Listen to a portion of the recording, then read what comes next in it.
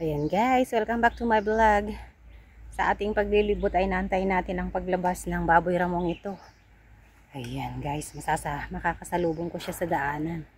At saka tila ang kinakain. Ano bang kinakain niya? Parang kinakain niya yung bato. Bato ba ang kanyang kinakain? Oh, hindi. Hello! Ito lang kung minsan kung makakasalubong ang mga ito.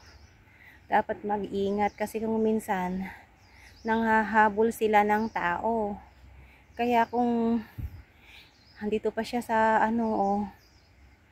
malapit sa lalakaran ko. Kaya ayan, hindi muna ako makatawid kasi malapit siya.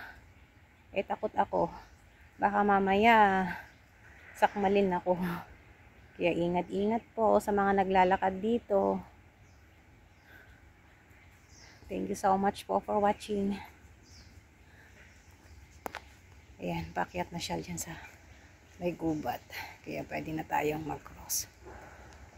Ayan guys.